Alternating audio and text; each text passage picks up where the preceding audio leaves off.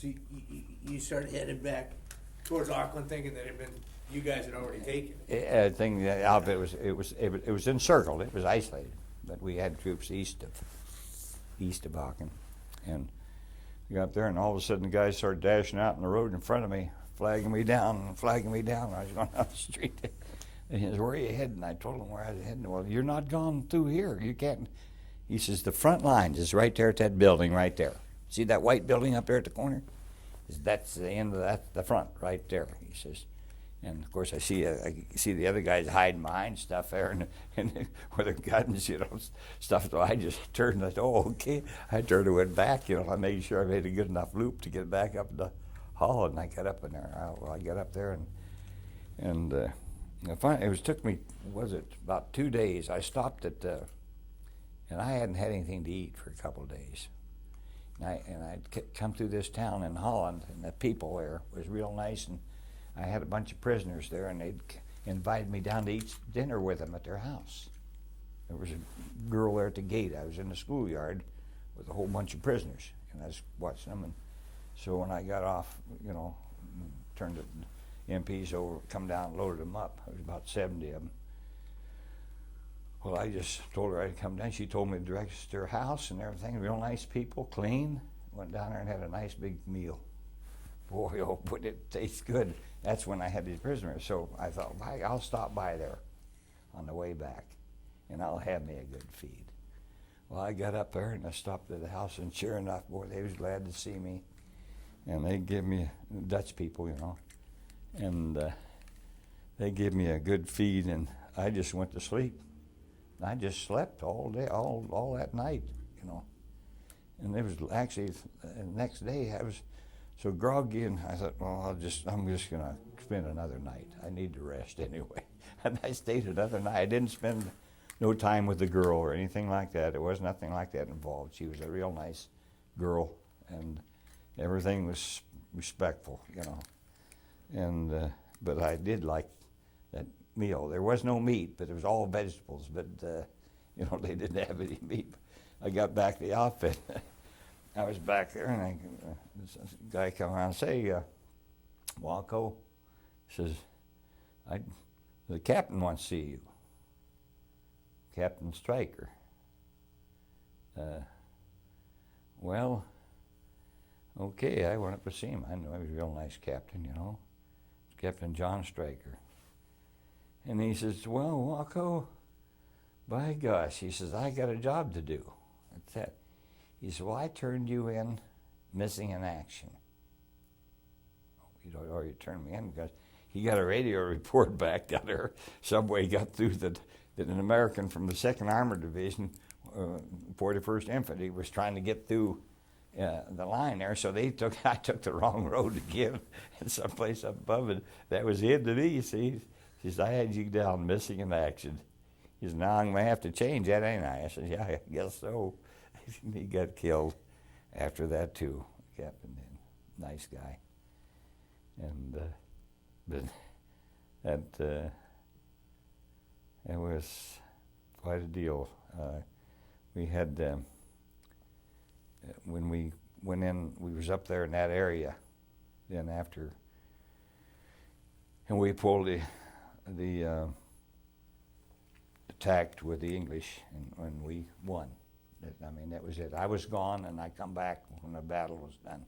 I was trying to locate the outfit again, my regular attached outfit. I'd been on assignment, and so I remember I went into the town, this little town, and the fighting was going on, and then the fighting slacked off. And I was in this town, and I didn't want to go up any further because there had been some heavy fight, and I didn't know where I was going. I blundered into to locate my outfit. So I just sit in this house, and I was sleepy. I leaned up against the window face so I could see up the corner if anything come around the corner of the street, up a couple blocks up, and leaned up against the window casing there. The window was broken out. I could see good, and all of a sudden I dozed off, and I woke up, and I heard music. Believe me, it was fabulous music. It was, and around the corner come a British, I think it was members of the Black Watch, and they were had their band, and they was playing. Boy, there was nothing more impressive than that, I'll tell you. And they was playing the Colonel Bogey March, Bridge on the River Kwai. Boy, believe me, tears was coming down my face. Just to be woke up or something like that. Yeah, it was. And then we got lined out again, and we moved down to Holland. And we said our next advance would be across the river.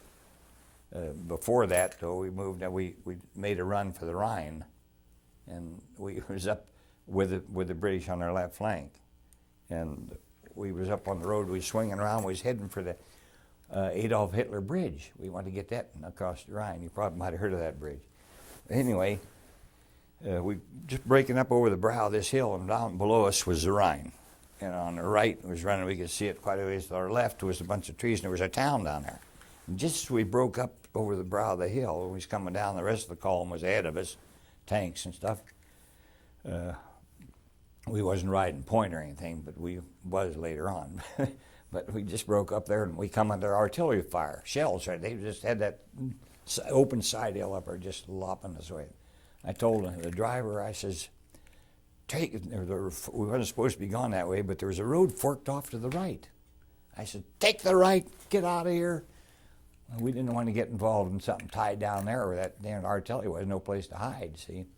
So he took right, we broke right over the hill, and there we was right up above the Rhine.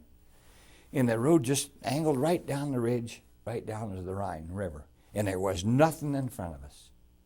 No fire, nothing. We drove down there, and he stepped on the gas, and boy, we was gone down along that Rhine, and I expected fire from across the river any minute. And boy, I guess they was too surprised to see us, because he was about gone as fast as that half track could go. We was heading along the river there. And up ahead, we could see the upper structure of the bridge, the Adolf Hitler Bridge. And we just got down to it. We was going to be the first guys on because there was no other vehicles around. And an engineering outfit, one of our engineer outfits, had made it to the bridge, and they had taken some of the explosives off of the bridge, but not near enough. And the Germans still had control of the bridge, see. So we come down there, and we seen a bunch of guys. We was just getting ready to make a left turn onto the bridge, a 90-degree turn. And it wasn't over 100 feet to the bridge. You would be on it, see. And boy, and by gosh, the engineers were running across, flagging us off, flagging us to beat heck. They was running across the road towards the buildings on the right there. So we just went flagged right on by. We went right straight by and went right around the corner, the next right-hand corner into the street there, where these buildings was. And believe me, they blew the bridge, the Adolf Hitler Bridge. And boy, it really, we knew what had happened, I mean, but we had about a half a block between us, and we took that right there. So we were well protected right around the corner, all them houses, brick houses there, Boy, they blew that bridge sky high. So that was the end of the Rhine crossing at that time for us. We moved down south. Then they told us that we was going to cross down there lower. We'd cross the Ruhr River, and we would make a taxi for Ruhrmond down there. I don't know if you ever heard of Ruhrmond in Jülich. Not. There's a town down there named Julich. It was right down there on the Ruhr, R-U-H-R River. And we was going to, make the attack that way, then cross the Rhine, which we did later on. But we got down there and said, now we're getting a rest here. We're going to have a break, and we're getting reinforcements and supplies. And they told us right out, you're going to have about 6 days off. You just relax, do what you want to. The guys, oh my gosh, guys all over, they play cards and everything, really good deal. That was good news, But he says, Woko, we got a job for you. And there I was I got it again, you know. And he says, and then they called me, later on they called me and told me, well, you got to make a run. I can show you the papers in there that I got to make a run where it showed the conditions along the periodic reports. Every night I had to head for the General Command Post, G2, and deliver the reports on the front all along the action that took place and the prisoners and all that stuff all along the front. And so I located them. I had a little trouble locating the first, you know, but back at the command post, you had to use your instinct, because like they says, you'd go someplace where there's supposed to be a town there, you know, and show a town on the map, but the town wasn't there no more. It was all blown up. You're lucky if you could find a sign hanging down with the name of the town on it, you know. And it was really, I'll tell you, you really had to. I don't know how I found my way. I could never find it again. I don't know how I got around. I just don't know. I could never figure that out. Anyway, I located them where they was located, and so I talked to one of the guys into taking a run with me sometime. I said, why don't you take a run with me and ride shotgun? One of the guys in my outfit there. Oh, okay, Wako. Then he would never do it again. He says, no, I never do that again. No, sir. He says, I'll tell you. He says, well, we'd get on that run, we'd go, and these guys were all jumpy, and the German intelligence, and they was dropping some paratroopers and stuff, you know, for intelligence purposes, and it was real active there. They couldn't figure why, see? And so, of course, I had the first-hand knowledge of intelligence, and this one deal here that when they said, you take the run, and I got back, and then I tried to get my buddy, but hell, you'd go down and you stop at these guard posts on the road or roadblocks, and they'd think anybody out in the middle of the night, especially if it's raining or anything like that, it has to be an enemy. It has to be the enemy. It ain't going to be no Americans. We'd pull a stupid stunt like that. They didn't realize that there was activity all the time, all along the front at night. You know, communication back and forth. It had to be that way, because you couldn't do it in the daytime. You know, to be seen and stuff. And so they'd stop in, and then they'd usually the infantry. They'd always have their rifles with their bayonets on them, and they'd stick them over, and then they'd slap the side of your cheek with the flat part of the bayonet, just like this here, and then have a point right here in your Adam's apple. See, boy, I had a 45 underneath this jacket, combat jacket, and it would be all cocked and everything, and I'd be waiting there because they'd ask me the password, and you had to know the password. The password come out about 3 o'clock every day, right around that time. If you went off someplace without knowing the password, it could be life and death, that easy. So I'd give them the password, but I'd be waiting for the countersign to see what's the countersign. You know, they had to have the countersign. Then right, if they didn't know the countersign, well, then that's it. I'd squeeze the trigger, see. But several times I had my hand was tightening up because he was pulling his stuff and put that bayonet, slap me on the side of the face and stuff like that, aggravate me. And I'd usually tell him, I'd get mad, see. And I didn't, they never knew I had the 45 at their chest, you know. But I'd say, well, knock off the BS. I'd say it pretty rough, you know. Get mad, you know. I'd go by, but that was a critical situation all the time, getting through, because the Germans they'd laid traps, you know. They'd stopped vehicles on the side of the road just like guards, and killed Americans or anything. That was just part of the war, you know. So to top it off, the Germans were getting intelligence from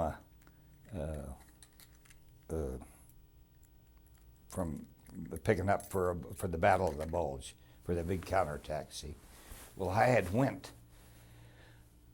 before that. Previously, they'd sent me down to G2, Division General Intelligence, to pick up a Lieutenant John Bosch, and he was to go. I was supposed to bring him back to the outfit, and he was a Dutch Army lieutenant and he was in full uniform when I got down out there, D2. Bright robin egg blue. Well, I had to take him down the road where a sniper took 2 shots at me a few days before, see? And I just hated to do that because he stood out. You could see him for half a mile away, you know, but I did. I went down, I gave him back to the outfit, and they said, now, Woko, take him down to S3 as a supply, and fix him up with a uniform, second lieutenant's uniform, and make sure you get the bars for him. And I went down and fixed him up. Well, he was a Dutch member of the Dutch Underground, you know, and so I went with him to the meetings, a couple of meetings with the underground meetings, the resistance fighters in Holland, see, and he at each one of them meetings he'd tell me that I couldn't understand all the stuff they was talking about. You know, I sat there and drank coffee and smoked cigarettes. I'll tell you, it just about killed me right there. And so anyway, he'd come back and he'd get out in the Jeep with me and, well, let's go. It's all lies, all lies. He'd say Dutch SS. You know, the Dutch SS was the Dutch collaborators that were working for the German SS, you know. So the 2 times I went with him there, that's the way it was. So now events were happening pretty fast. So then when they sent me down there for that to run in, take them reports in, you know, the periodic reports to G2. Well, like I said, I went to, you know, I had a guy go with me, and then later I was gone by myself. This one time I went down, I'd already taken about 4 trips, and I come in there, and when I'd go down about 4 times, I'd cross this bridge down there in southern Holland. It was a wooden bridge, and there was about 5 men on it, which they told me at first that they was Dutch resistance fighters, underground, see?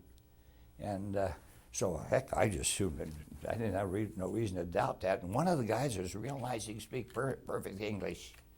Real nice, and heck, I'd talk to him, and we talked about fishing and everything like this, and crick, you know, and that gone through there. And the other guys that stand around, they wouldn't say nothing, you know. But then I thought, boy, I'm going to get acquainted with that guy, and after the war, we're going to get together. That was my plan. What a nice guy. And each night when I'd come in there, about 4 nights, he'd say, "Oh, Private Woko, how you doing today? How you doing tonight? You know, Private Woko, boy, first name, you know. He's a nice guy, you know." So the last day on the run, come down there, I was in the S2 getting my orders, and he says, "Oh, by the way, Woko, we have to tell you something." He says, "There'll be you know where you cross that river down there?" I said, "Well, it ain't much of a river. It looks more like a creek to me." He says, "Well, the officers there, several officers, command, said, well, there'll be the Dutch underground will have a roadblock there at that bridge." I says, "Well, that's nothing new." I says, they've been there every night. I says, all week. I says, and they looked at each other and laughed, you know. I thought, what's so funny about that, you know? And they says, "Well, Woko, we have to tell you, that wasn't the Dutch underground. That was the Dutch and German SS. They'd been stopping me to see, you know what I mean? That's what they were." And I got mad a little bit, you know. He says, "Well, Woko, I know how I knew you was going to get mad," he said, "but you were probably safer than you think," he says, "because they didn't want to reveal who they were. But now we know who they were." Well, that night, I went to D2. I come back, and it was right around towards 9. I'd met the new guys on my way there at the bridge. They were different guys. They couldn't speak as good English. And so I went when I was coming back, and I wasn't far from that bridge, and I could hear a rumble. And I couldn't figure above the Jeep was just idling, kind of 4-cylinder, you know, just idling along there. And it was dark naturally, always dark. I could see in the dark. I like that dark. And so I could hear that rumble, and by gosh, it seemed like it was getting louder, and I could hear it more often sometimes, and lower and higher. And so I stopped the Jeep right in the middle of the road. And I got out, and I got down like I normally would, and I got down, and I put my ear against the wet. It was wet, but cold. Got my ear against the stones, and boy, I could hear it. I could hear the rumble, and there was tanks on the move. And we'd had encountered this a few times when we was on patrol. We'd mounted patrol.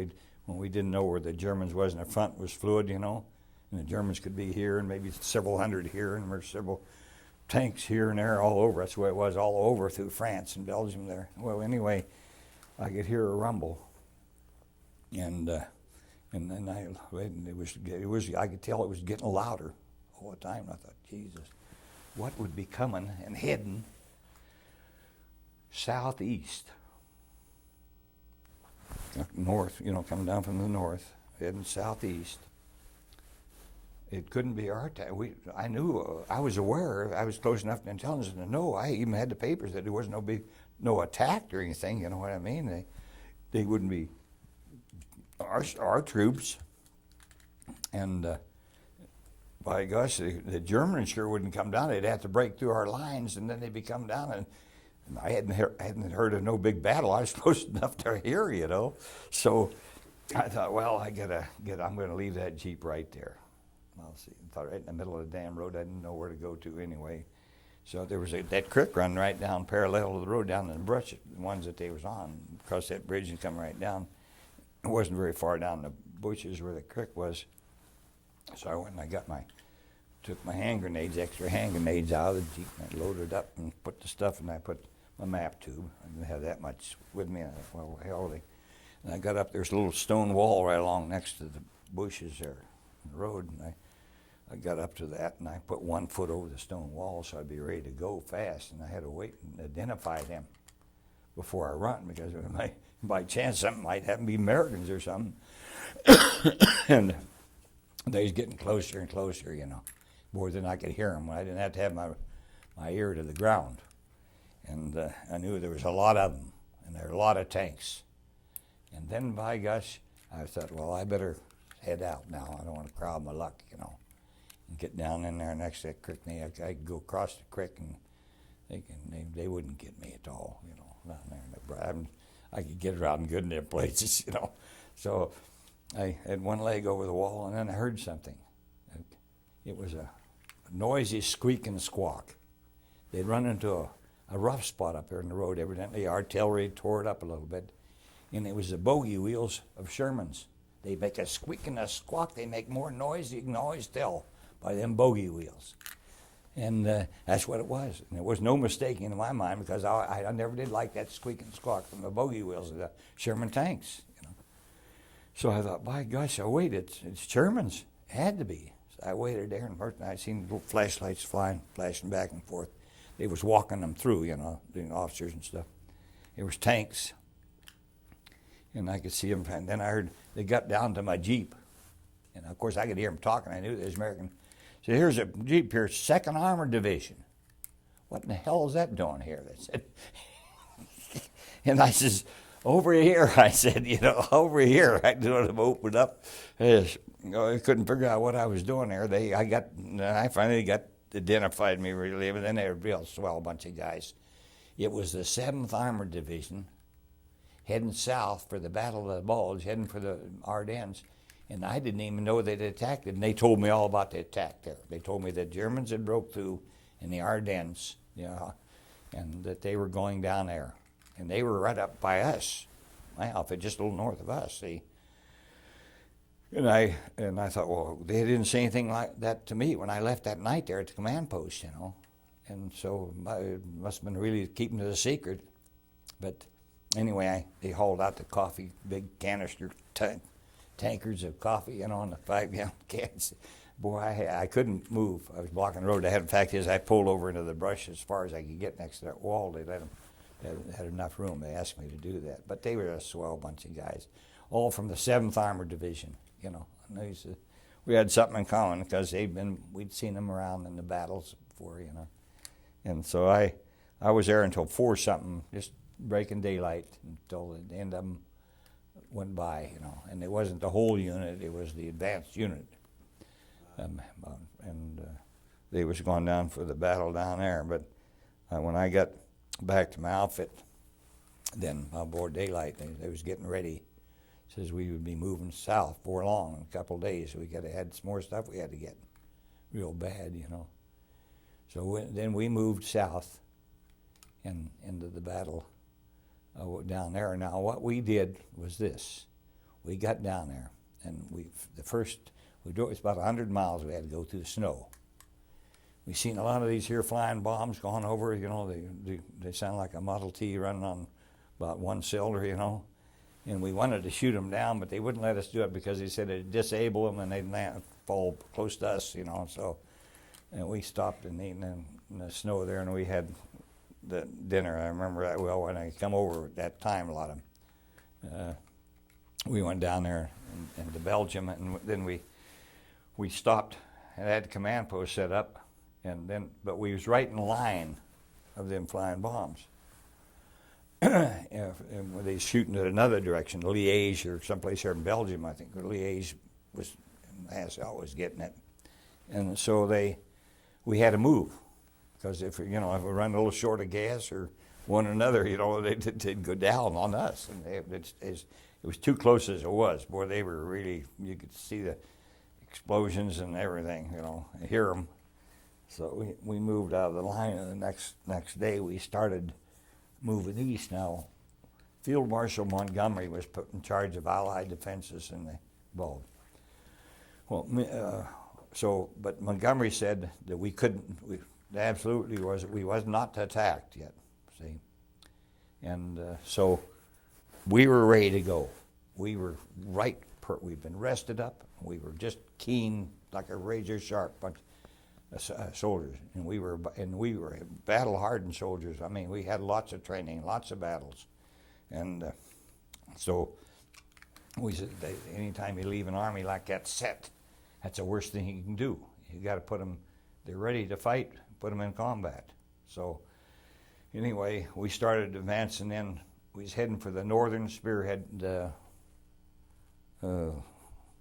of the German counter, heading for the German counter attack was heading for the Meuse River, and they was on the north flank of the attack. It was the 5th Panzer Army, German 5th Panzer Army, and so we headed for them, and we got out on the road, and I remember the day we was there.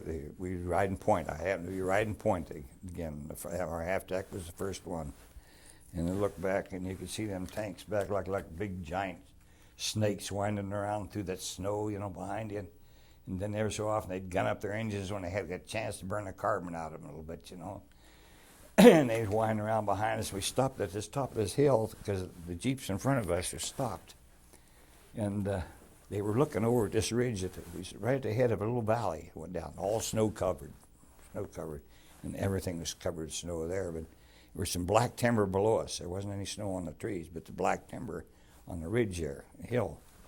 And we were looking at that, and I looked with my glasses and to see what the hell they were looking at.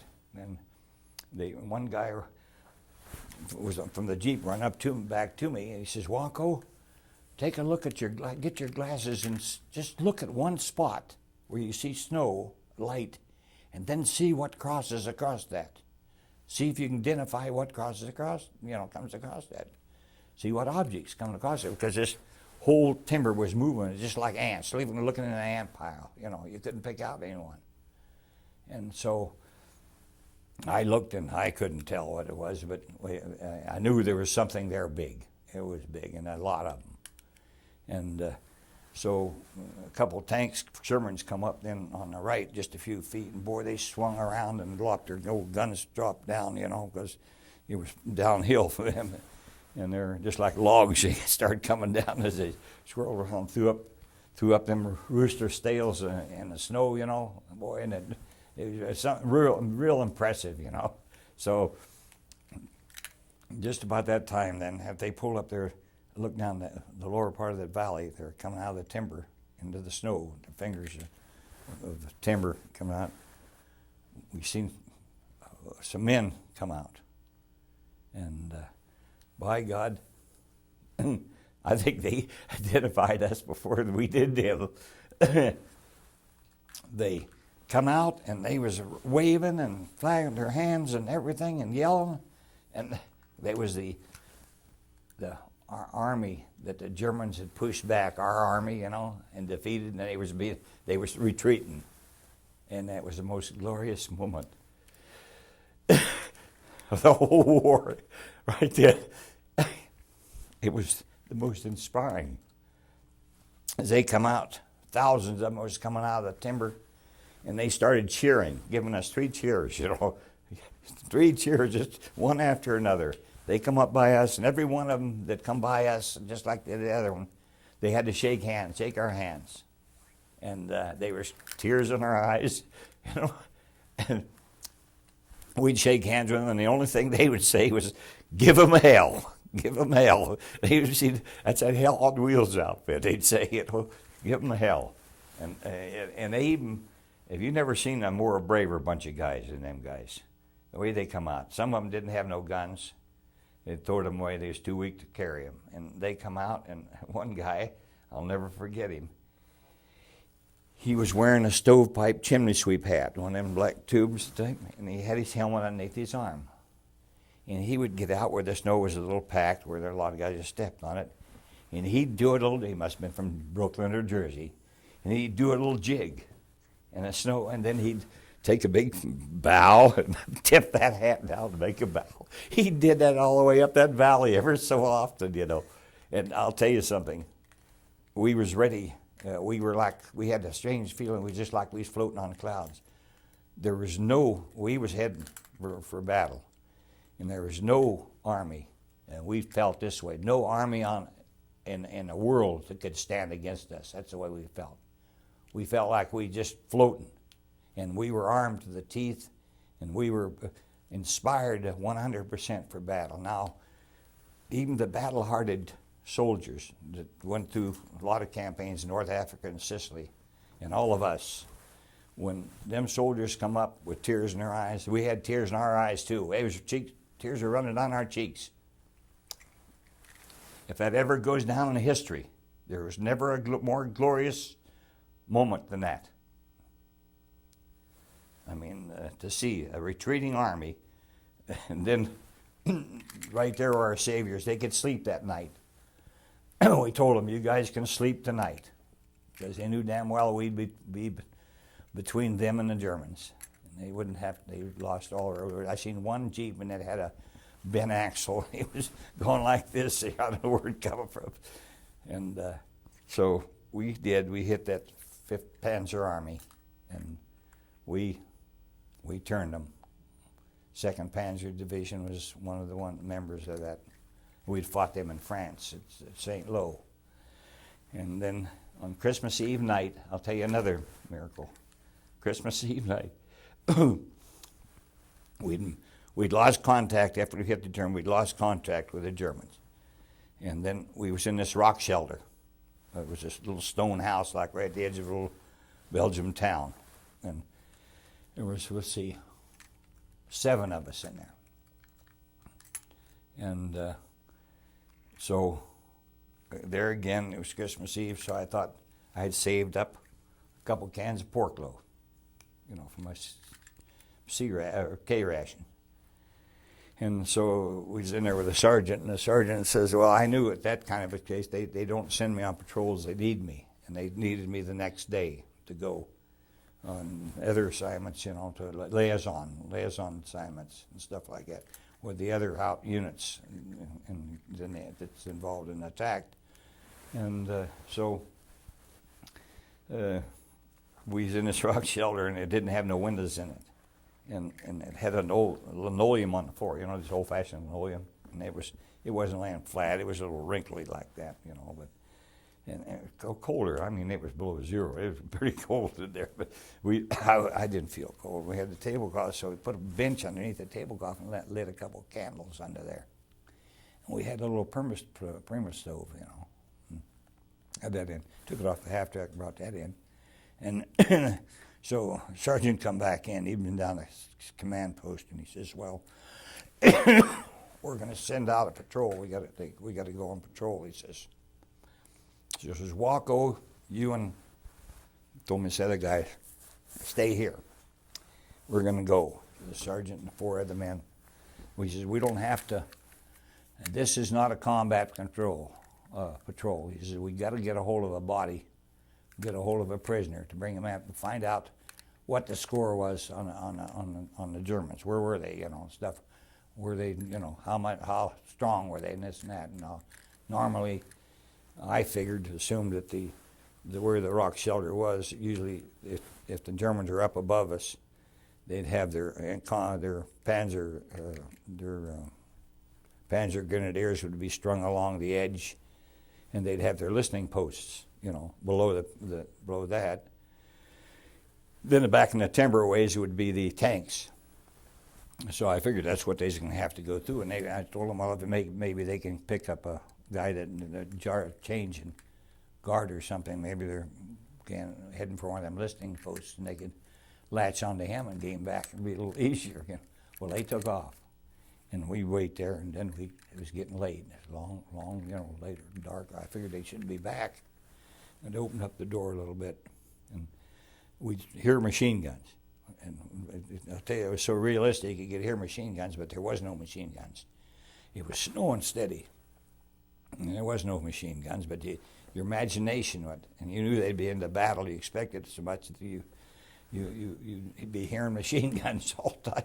But anyway, finally, I don't know how many times we went to the door. We doused the candle, and it was underneath, and it didn't put out much light. It was right down where, God, you could almost walk in the door, couldn't see it, you know. So we get to we'd go to the door there, and by gosh, finally I heard some thumping at the door, and then they come. Well, they didn't say nothing, and so I expected them to say something. Well, I says, "Well, what in the hell happened?" It's like that. "Well, you wouldn't believe us, Woko, if we tell you." And I said, "Yeah, I wouldn't. Well, what'd you do? What happened?" "Well, I'll tell you. We went out, and by God, we run onto a German patrol, 10 men, and they captured us, took our weapons, and then turned us loose. And they come back. They couldn't be bothered with us. They had their hands full, and they did it. They knew it was Christmas Eve, and it was a gift. So the sergeant, he left and then went up to get some more, weapons for the guys again. They took, and that's Christmas Eve, 1944. And so we fought through there, and then I had the opportunity a couple of times. I was played a part in each battle. It was the pleasure in the fight to me was if you could save a life. I knew you had to fight to protect yourself and protect the other guy, your buddies. But we was on this little. We was captured Mormont, Belgium, little town, and we was going to attack another town up the ways, and I was going to be on the first bunch, go into the town. So the guys come around and says, "Woko, would you get us if you get in town there? For God's sakes, try to get us something with a roof or a shed, or anything with something over our heads, because everybody's freezing their feet and everything like that. It was a bad time." I said, "Oh, I'll do what I can, because you'll be up there first." So we started going up the steep hill to this mountain, that little mountain town. And the road sidled steep, and it dropped off to the right on the high side of the road, dropped off a icy, bluffy canyon, right down, just big masses of ice and everything. And we was up there, and we kept sliding to the left. With a half track, we was on the high side, and we stayed up there. But there was a tank on my left that was coming up, and it was I'd already seen a Sherman slide down to the low part of the road, you know, and he made it up when he got down to the rocks and stuff, you know, off the road. He made it up, but this other tank was sliding there, and I was watching him because it was a nice tank. It was a newer model, and he had a flash hider on the end of the barrel, which the other tank didn't have, and it was a streamlined model. And I thought, well, the barrel didn't look like it was more than a 57 millimeter, you know. And I thought, well, God, they must have a new tank. They must have a big one. I was looking for a tank with a 90 millimeter bigger than the Germans, you know. So I was watching them, you know, just waiting for him to go because I knew it was so steep. Our guns were pointing up like this, and he wouldn't be able to drop his barrel and line it up until he got up on top, and then he could line his barrel up, see, with the target. And I was sitting there in the half track watching him, concentrating on it. Tank, and I heard an awful scream. It was a blood-curdling scream. I mean, it was a death scream, and I looked at the same time over my shoulder like this, and right by the half, about 20 feet from the half track was a woman standing right up the high part of that bluff where it dropped off. And of course, I didn't even see all this. I just seen her standing there holding her bicycle. And I jumped off the half track and I laid on the hard stuff. I remember it was a little bit jarring on my feet, you know, and I was to her in about a second. I don't know how I made it so fast. And I grabbed the bike and pulled her back over. She had a sack of corn on the back behind the seat of the bike. And she wasn't a big woman. And the baby was sitting in the basket on the handlebars. And she was losing it. You know how it is when you hold it, and she could no footing at all, and it was gone overboard, and she was screaming. She'd have lost everything down that canyon, and she would have killed her baby and probably herself, you know. By God, I grabbed a hold of her, and I'll tell you, I felt awful strong. And I pulled her back up and got her started back and pulled her down closer away from that edge, you know. And by God, she was crying hysterically, and I remember she threw her arms around me and kissed me and everything like that, thanking me. And then the guys hollered, "Walk over, moving," and we started up into the town. Well, the fighting didn't last too long. I mean, I was looking for a spot for the guys, and I was at the far end of the town, the first one up there. See, we was out the outskirts, and the Germans were gone then. They'd already retreated, and up there we'd already pushed them out. And so then I thought, well, I better go back down, and then I had to find a place. And I could see already that the other troops were coming in from other outfits, and they was filling up all the sheds. They had their shoes off already, and their feet was all wrapped in bandages and stuff like that. And there was one house that sat right over the middle of this field, and it must have been the mayor up there. Most of them didn't have a nice house like that. He had a big picture window there, and it was made out of brick, sitting right out in this open spot, and houses all around, you know. I thought, well, you know, he was a town leader, evidently. And I got over there, but then there was 4 dead Germans in it, and they were frozen. And the machine gun was sitting right by the window with sandbags there, and they chopped a hole in the hardwood floor. And there's two of them down there and 2 of them up on top, and I couldn't haul them out and make room for my buddies in there, you know. They were too heavier than I was, you know. And so I went back up by the road then, and my buddy was there with a half-track. There was only 3 of us. And so I went and there was a house sitting there. It was all boarded up. And I'd looked at that thing and it just didn't look like it was all boarded up in a ramshackle looking 2-story house, you know, and all boarded up on the windows. And by God, I went over and I said, let's try this. This is the last place. I told a buddy of mine. And we went in the doorway, opened the door, and we was expecting German soldiers, you know. Well, we looked on the foot of the stairs right there, coming down from upstairs, right inside the door, went up, stairs went up, and there was a machine gun belt, a German machine gun belt, ammunition. So I knew they had been there. So I said, well, you take the upstairs, clear it, and I could hear him up there kick, and I'll take clear the downstairs here. So I went in, there was a kitchen there evidently, but you couldn't see much. You know, I had some German flashlights we'd capture all the time. We'd throw them away. They were square, about 4 inches square, and they'd be about that thick, see, and you could throw them away. And hell, I always kept several in my pockets, you know. So I went and went over to the door, the far end of the room, and I opened up the door. I thought, well, I'll throw a grenade in. I thought, Jesus, then I'll ruin everything if we have a good place to sleep, So I opened up the door and I went up and shined a light around, and over on my right on the left was a stove, right, sort of in the corner.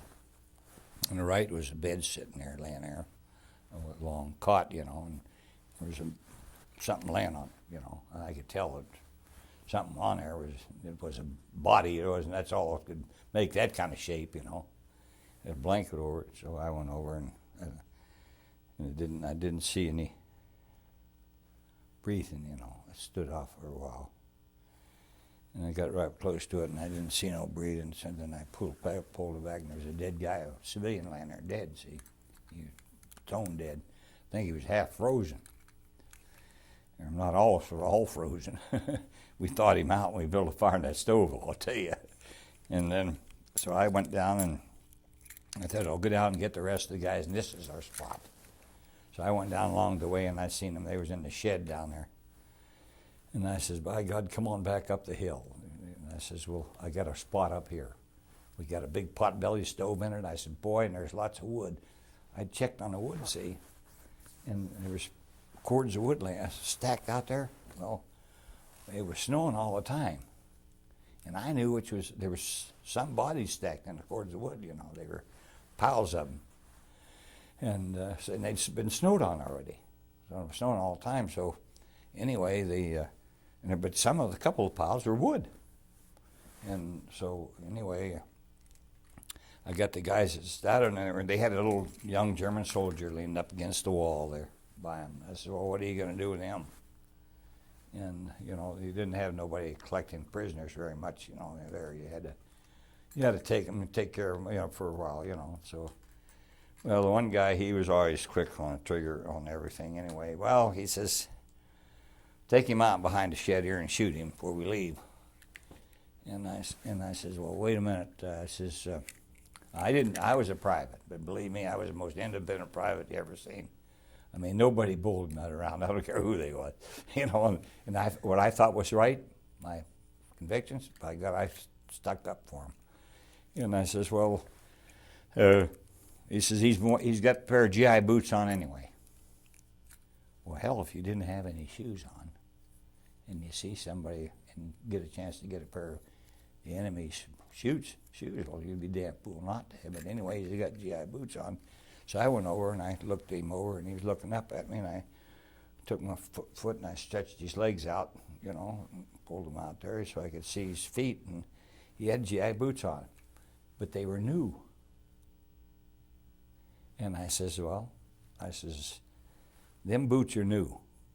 I says, that's a sign he got them from a supply train. He didn't get them from another GI. You see? I says, so I can't say that he took them from a soldier. So I asked the guys, I said, well, where you get? They was up, come in town after I did, see, where are they collecting the prisoners at? He says, right down, it's just as you come in town, at church down there. It's on fire, it's smoking, but it's not burning much. And the German soldiers were in it, a bunch of them in it already, and it was up towards the pew, up towards the front end there, that where it comes up from the regular floor, and it was burning there, and they was keeping it gone. And they was half the roof was gone, but still they had a little shelter here in the heat. And by gosh, I says, okay, I'm taking him down there. And I said, I'll be right back. And I says, I'll tell you where we are up at the hill. And I took him down there, and after he got down there, he appreciated it. I could see it in his eyes. After he got down there, and the other prisoners there, I told and you could see it, that his eyes, they didn't look very good at first. He might have been able to understand when they was going to kill him, Well, I had good feeling that night. I went up and I slept down by the wall there next to the heater. The dead guy was laying over there, but that I'd saved 3 lives that day, and that's a better feeling than anything. I saved that woman and a baby. And when we come out, though, a funny thing happened when when we cleared that house in the first place, I got over to the door and my buddy was coming down the stairs, and I heard a squeak. And I happened to have my a revolver in my pocket, and I had my hand in my pocket like this, and I just pulled out the revolver, automatic 32. And I looked over across the room, and there was somebody standing there, and they was real white face. So, Jesus Christ, where were they, when I come in? And they were just standing, it was a woman. And then I looked at underneath the stairwell there was a little door back in the corner there, the natural place for it to be. Went down in the cellar. And the whole family was downstairs. The dad was down there, but he was wounded real bad, and he died. And then that was the grandpa up there, and this girl's dad was down there. And so they got them, and they had a bunch of potatoes down there. We got some potatoes there. They had plenty of them. And I got a kick. I really enjoyed it. That the guys come and they fixed a big meal. They even bumped some bacon from the supply sergeant, and they cooked all this stuff up and made pancakes. And then they come right in and served it to me. I get a kick out of that. It was just good thank you, And so further on, after we moved in, we went up on the hill, and the Germans had moved, and they had a burial there. They had the whole hill was covered with crosses, the real ornate crosses. They usually white boards with black lettering, and a lot of it's Maltese crosses and all that stuff. They're shaped like that iron cross is, and there was a whole bunch of dead ones up there, buried. They'd buried them in that hard ground up there. Well, we moved on, and they told us this was all in the Battle of Bulge Fight. They told us that there was a ridge up ahead of us. German had this ridge, and it was really cold. It was really cold, and they says, "Well, you guys, if you can capture that ridge by tonight, you'll have a warm place to sleep." Well, I said, "How's that?" "Well, hell, if the Germans leave, you're going to have their dugouts, And so that was just an afterthought, What happened? We did. The Germans moved out ahead of us with tanks, and by God, we put enough pressure on them so they pulled out and we chased them off the ridge. And so we moved in up there, and nobody notified anybody that we was further than anybody they expected us to be. We was all on this side hill, and the command post was up there. I didn't know at the time where it was, but I found out later on. They said, "Well, I got out right away, and the snow was about 2 feet deep anyway, or better. And I had to get down to the ground, but the ground was frozen solid, and I was going to get the half track, the shovel and the pick off the half track, which I did a lot of times. I could dig a hole faster than I could them little trenching tools, So, and it was solid. I'll tell you right now. I got down to the ground level, and I couldn't hit it. Well, the Germans started shelling us, and in between, and just hurried us along. We was trying to dig a hole, and the rest I was foolish there. I made a mistake. I should have went for one of them dugouts right off the bat. But I know what they were be. The troops are jammed in there, and everybody's breathing. Half the air you breathe is carbon dioxide from somebody else's breath. See, and I don't like close. I can't stand close quarters. I got to have my back to the wall and the front open. That's just the way I always was. And so they filled up. Everybody just filled them dugouts up, just jammed full. And so here I was out there in the cold. I know that every dugout was. I never seen nobody else out there. I know when I was moving around. Well, they shelled us for a while there, and then they stopped. So I was really in earnest to get my hole dug, and by God, I couldn't make it. I just chiseled down about 2 inches, and I couldn't make it in that hard ground. So I wanted to see the demolitions man where we'd pulled a little few escapades before, TNT, and I wasn't no no blaster or demolitions man, but I knew how to. I'd take enough training in it, to do it. But I got a couple blocks of TNT off of it. And he said, "Now remember, make sure you set up everything before you touch them wires to the half-track battery." Okay, I got down and I packed snow on that thing. I thought, boy, oh boy, I have a nice little hole here. I can at least get my feet in, get down, get it started. I can get down where the ground was soft, I could dig some more. Boy, I set that charge off, and it was just at dusk. You could still see a distance. On visibility was still, you could see it a little way. And blam, that thing went off, and I goes over there, and Jeff, boy, I was surprised, because them Germans, they seen that little spiral of smoke come up, and they let go of their artillery again.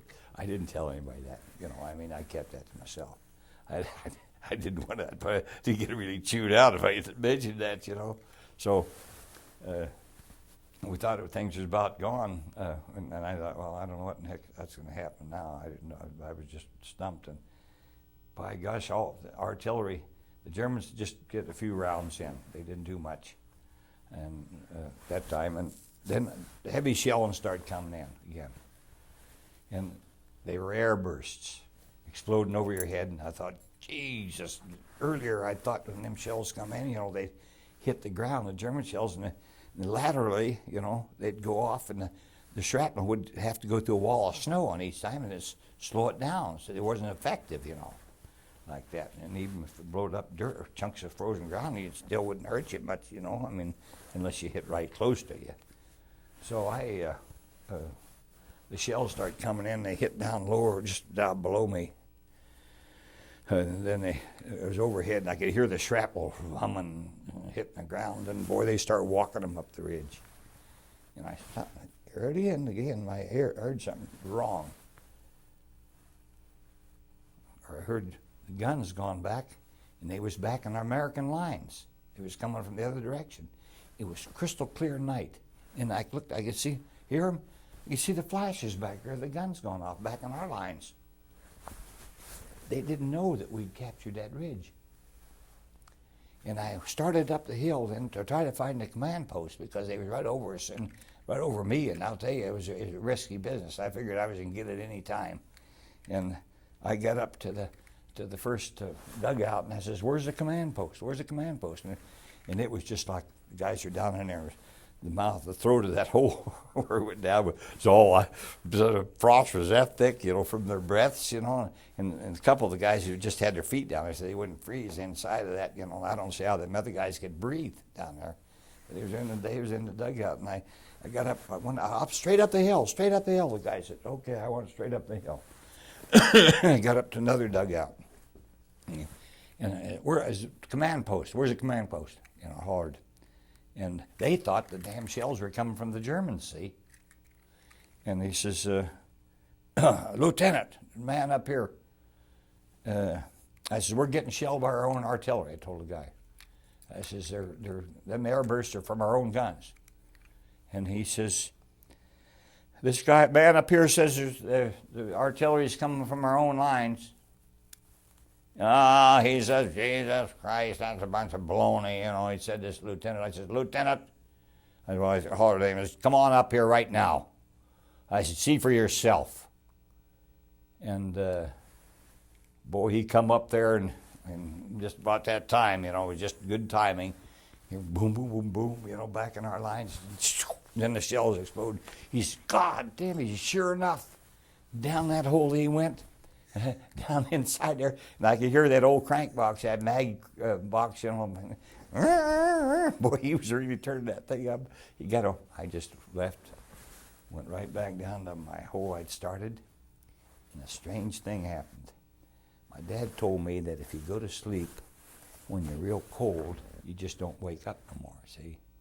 In Colorado, like I say, I was out 50 degrees below zero, and he always used to tell me, never sit down and get comfortable. Now, this was a case that I felt so warm. I sat down and I wrapped a blanket around my feet and my boots. I opened the laces a little bit myself, and then leaned back against the snow. And I thought, Jesus, I felt real warm. real warm. I felt just perfect. I thought, well, hell, what difference does it make, you know? I thought, well, I remembered what my dad said, that if you go to sleep and when you're that, you don't wake up no more.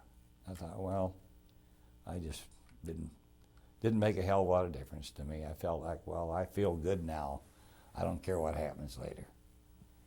And believe me, I slept like a log. And don't tell me that somebody wasn't watching over me, I'll tell you. I woke up in the morning, I could hear the tanks and after I starting up, you know, around.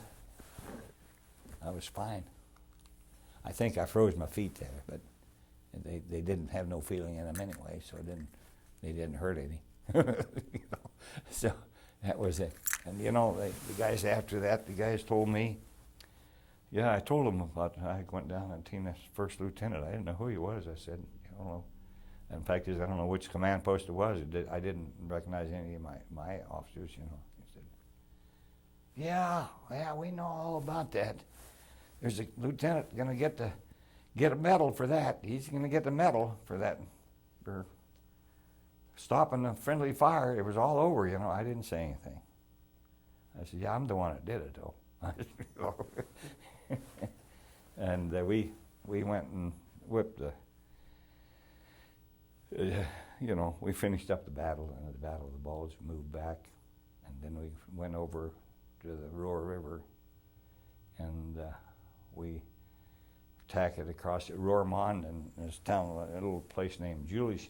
It was a one of the medieval fortresses of Jülich. I don't know if you ever heard of it or not. Walls were 12 foot thick. It was well, we captured that. They put up a pretty good fight. We captured that there, and it was a supply depot, German supply depot, and they had the cheese, tubes of cheese in it. God, was that stuff good. And so we got pretty well cheesed up. I mean, we loaded up with cheese and left, and then we went over onto the Rhine there, and we run into a Volkswagen plant. It made Volkswagen, these little bugs, you know. Boy, everybody had them a Volkswagen. I don't know how many guys cracked up and got killed, though. I mean, that's the whole division, you know. I mean, everybody, they was going down the streets, and they were so loaded down with soldiers that you could see a string of sparks come behind them, just like they were jet propelled, you know.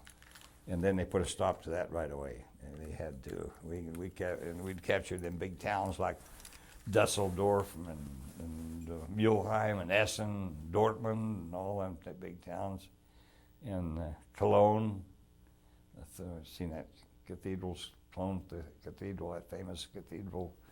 And then we went up, and before we crossed the Rhine, we there was a winery up there that made wine. Boy, we went down and I took our cans, and I said, well, we'll take 3 cans down. There's 3 kinds of wine, I was telling the guys. And I didn't know much about wine, but I knew my dad used to make a little wine. He was Austrian, you know.